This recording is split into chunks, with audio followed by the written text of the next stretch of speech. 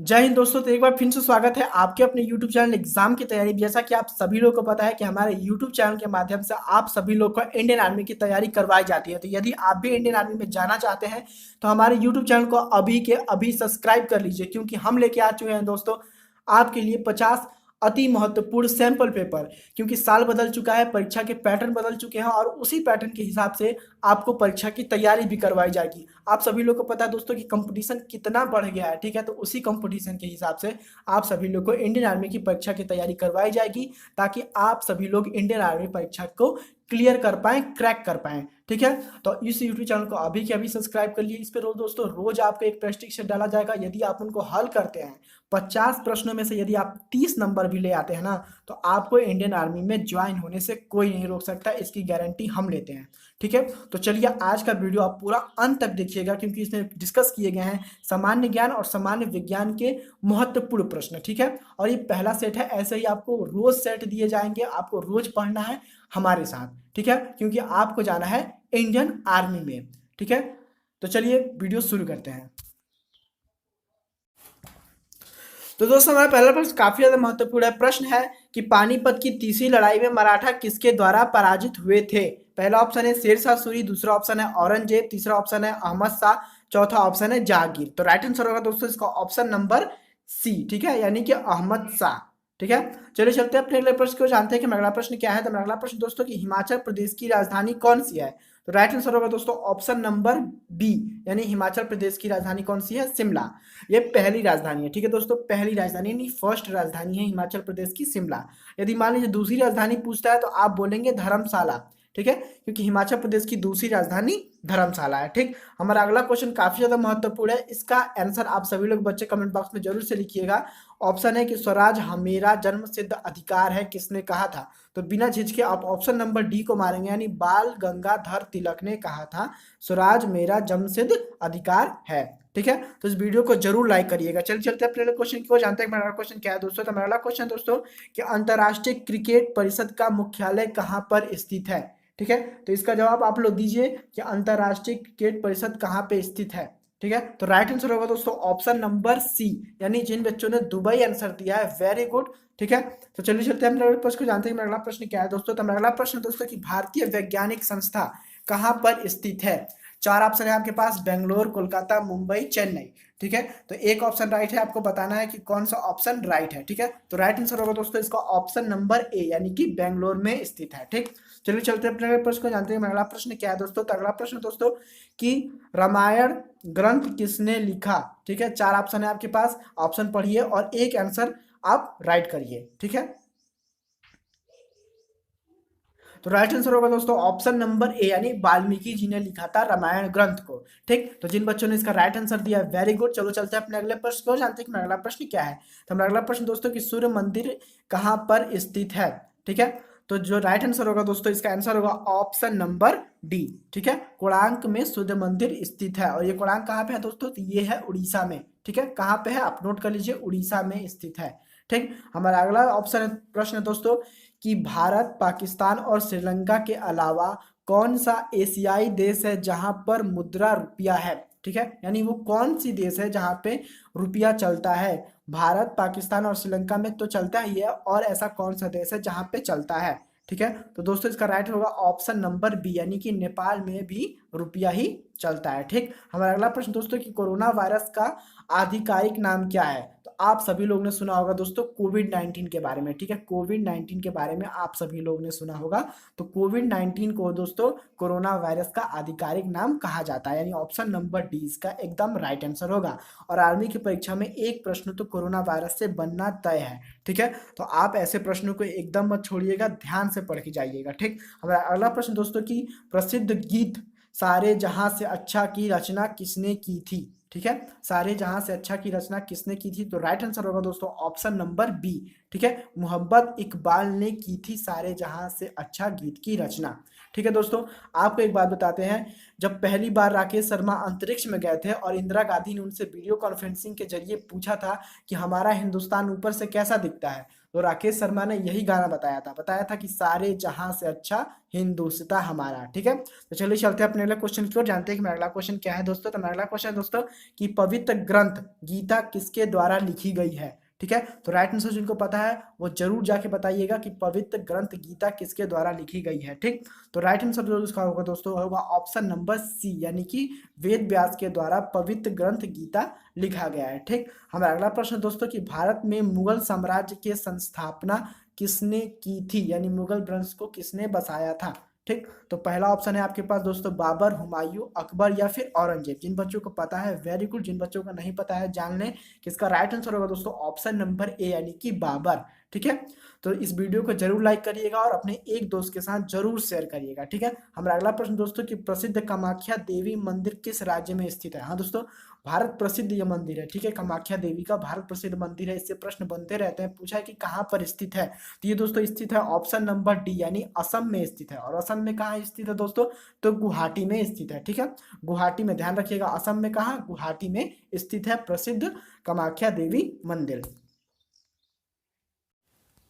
तो चलिए अपना अगला प्रश्न डिस्कस करते हैं, जानते हैं कि हमारा अगला प्रश्न क्या है दोस्तों। तो अगला प्रश्न भी काफी ज्यादा महत्वपूर्ण है। प्रश्न है कि सर्वोच्च गैर सैनिक वीरता पुरस्कार पदक कौन सा है। ठीक है, सर्वोच्च यानी सबसे बड़ा गैर सैनिक, जो सैनिक नहीं है उसको वीरता पुरस्कार दिया जाता है, वो कौन सा पुरस्कार है। ठीक है, तो राइट आंसर जिन बच्चों को पता है वेरी गुड। ठीक है, काफी ये प्रश्न काफी ज्यादा इंपॉर्टेंट है। ठीक है, तो आप सभी लोग जान जाइए कि किसको बोला जाता है। ठीक है, इसका है ऑप्शन नंबर डी, यानी कि अशोक चक्र को बोला जाता है। ठीक है दोस्तों, किसको बोला जाता है, अशोक चक्र को बोला जाता है।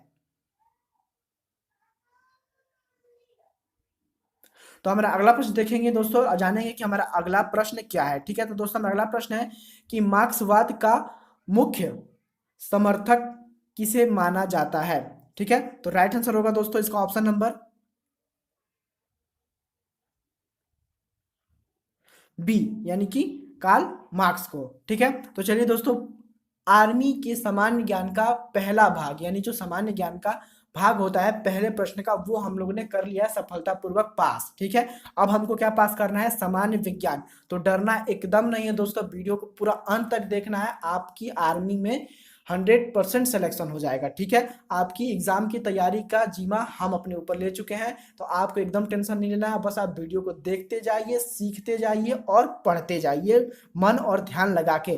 तो अगला प्रश्न दोस्तों कि निम्न में से कौन सा सबसे भारी किरण कौन सी है, सबसे भारी किरण कौन सी है। किरण यानी रेज। ठीक है दोस्तों, रेज पूछा है। पहला ऑप्शन है गामा, अल्फा, बीटा या फिर एक्स रेज। एक्स रेज के बारे में आप सभी लोगों को पता है। ठीक है, तो बताइए कि चारों में से सबसे भारी कण कौन सा है।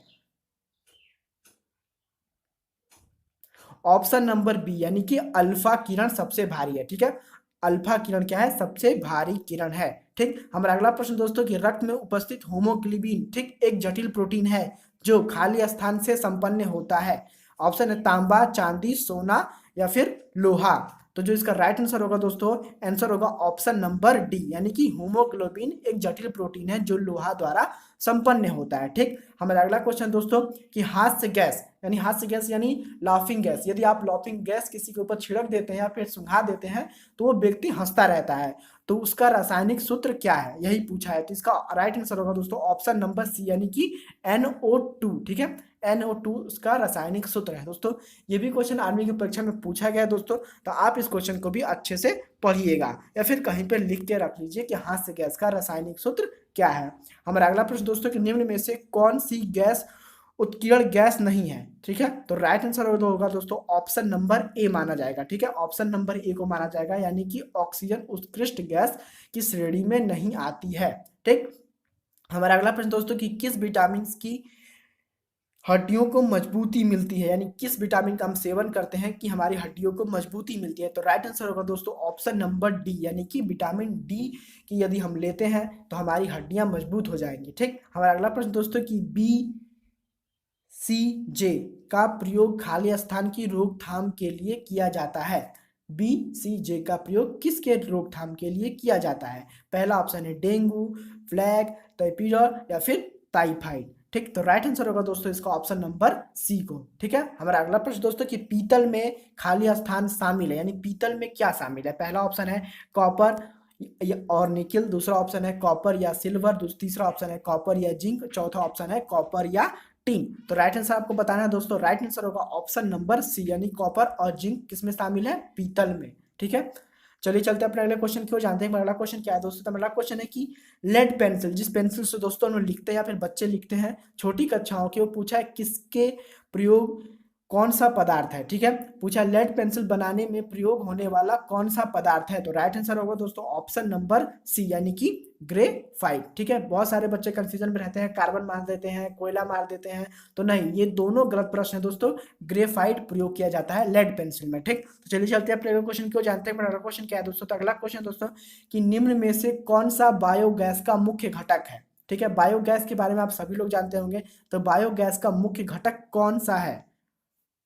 तो राइट आंसर होगा दोस्तों इसका ऑप्शन नंबर डी, यानी कि मीथेन। ठीक है, मीथेन बायोगैस का मुख्य घटक है। बायोगैस के बारे में आप सभी लोग को जानकारी होगी। हमारा अगला क्वेश्चन दोस्तों कि मैंडविल की पीरियोडिक टेबल यानी आवर्त सारणी किस पर आधारित है। ठीक है, जो मेंडलिन ने हमें आवर्त सारणी दी है वो किस पे आधारित है, परमाणु पर, परमाणु आयतन पर, या परमाणु भार पर, परमाणु संख्या पर, या फिर परमाणु घेरे पर। ठीक, तो इसका जो राइट आंसर दोस्तों आप बनाएंगे ऑप्शन नंबर बी को, यानी परमाणु भार पर वो आधारित है मेंडलिन की हमारी पीरियोडिक। तो दोस्तों हमारा अगला प्रश्न काफी ज्यादा महत्वपूर्ण है। प्रश्न है कि संतरे में विटामिन प्रचुर मात्रा में पाया जाता है, यानी संतरे में कौन सा विटामिन प्रचुर मात्रा में पाया जाता है। उम्मीद करते हैं आप सभी लोग संतरा खाए होंगे और जानते हैं कि संतरे का स्वाद कैसा होता है, हल्का सा खट्टा होता है। ठीक है, तो खट्टा किस विटामिन में होता है, तो इसका राइट आंसर होगा दोस्तों ऑप्शन नंबर बी, यानी कि विटामिन सी पाया जाता है संतरे में। ठीक, तो हमारा अगला प्रश्न दोस्तों कि बर्फ का गलनांक खाली स्थान है 100 degree Celsius, 1000 degree Celsius, 50 degree Celsius, 0 degree Celsius, या फिर 40 डिग्री सेल्सियस। तो इस प्रश्न का जवाब दोस्तों आप थोड़ी देर सोच के हमको जरूर बताइएगा। ठीक है, तो राइट आंसर होगा दोस्तों इसका ऑप्शन नंबर सी, यानी कि 0 डिग्री सेल्सियस है। ठीक, हमारा अगला प्रश्न दोस्तों कि कौन सी धातु को लोहे के साथ प्रयोग करने में स्टीलनेस स्टील बनता है। ठीक है, आप ब्लेड कभी खरीदे होंगे तो ऊपर जरूर पढ़े होंगे, उस पर लिखा होता है स्टीलनेस स्टील। तो यही पूछा है किसके प्रयोग से ऐसा बनाया जाता है। तो राइट आंसर होगा दोस्तों ऑप्शन नंबर सी। ठीक है, तो चलिए चलते हैं अपने अगले प्रश्न को, जानते हैं कि अगला प्रश्न क्या है दोस्तों। तो अगला प्रश्न है कि आकाशीय पिंडों को देखने के लिए किसका प्रयोग किया जाता है। ठीक है, धरती पर बैठ के यदि आप आकाश की कोई भी चीज देखना चाहते हैं तो आप किस चीज का प्रयोग करेंगे। पहला आपसे पेरिस्कोप, दूसरा है टेलीस्कोप, तीसरा है माइक्रोस्कोप, या फिर इनमें से कोई नहीं। तो आप सभी लोग को पता है दोस्तों कि ऑप्शन नंबर बी, यानी कि टेलीस्कोप का प्रयोग किया जाता है आकाश की कोई भी चीजें देखने के लिए। ठीक है, माइक्रोस्कोप का दोस्तों सूक्ष्मदर्शी को देखने के लिए प्रयोग किया जाता है। ठीक है, माइक्रोस्कोप यानी सूक्ष्मदर्शी होता है और इसको बैक्टीरिया वायरस देखने के प्रयोग में लाया जाता है। ठीक, हमारा अगला प्रश्न दोस्तों कि मानव के शरीर में कौन सा अंग द्वारा रक्त का शुद्धिकरण किया जाता है। ये प्रश्न दोस्तों काफी ज्यादा महत्वपूर्ण है, जिन बच्चों को पता है वेरी गुड, जिन बच्चों को नहीं पता है वो जान ले कि इसका राइट आंसर होगा ऑप्शन नंबर सी।